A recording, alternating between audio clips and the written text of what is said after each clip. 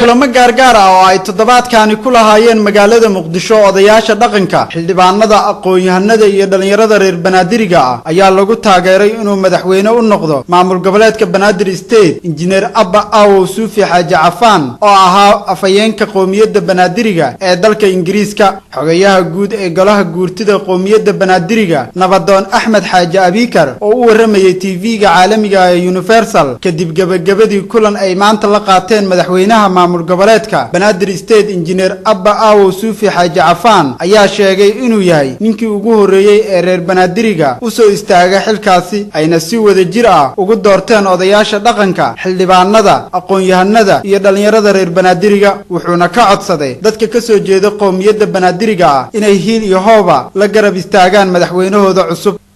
waxaan u sheegayaa runtii maanta waxa weeye waa ilaahay mahadiis waxaan u sheegayaa runtii inay midnimada runtii wax kasta lagu qaban karo in ay aan taageerno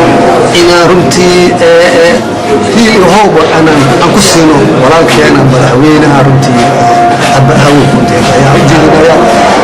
beelaha kale runtii lala degan waxaan u sheegaynaa maanta xaqeena ayaan doonanay maanta xaqeena ku taaganahay inay gacan ugu siiyaan gudoomiyaha guddiga xalinta khilaafaadka beelaha Banaadiriga Abukaato Dheere Sheekhay Maxamed oo ka hadlayay kulan quraaca ee uu madaxweynuhu la qaatay dhalinyarada reer Banaadiriga ee ku dhaqan magaalada Muqdisho ayaa sheegay in xilligaani ay reer Banaadir xoroobeen loona baahan yahay in la garab istaago madaxweynaha cusub khilaafka iyo cabsidana la iska saaro taariikhan la joogo waxaan diyaar u nahay Abba Awow injineerka ka yimid London oo u soo hadaafi ummadiisoo jiifaan noo jiifka ka kiciyo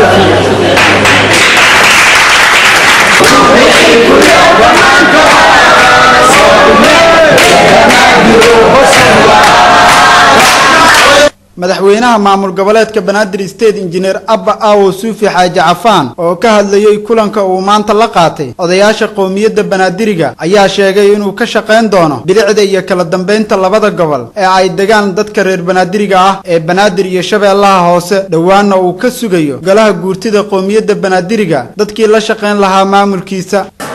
difaacida xuquuqda dadka reer Banaadir